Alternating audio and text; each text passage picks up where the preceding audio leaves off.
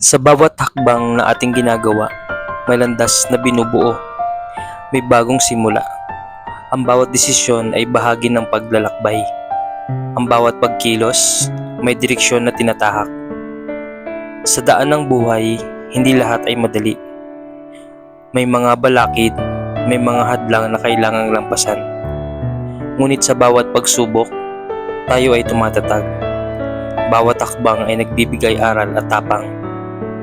Ang pagkadapa ay parte ng proseso, hindi ito tanda ng kahinaan, kundi ng pagsusumikap.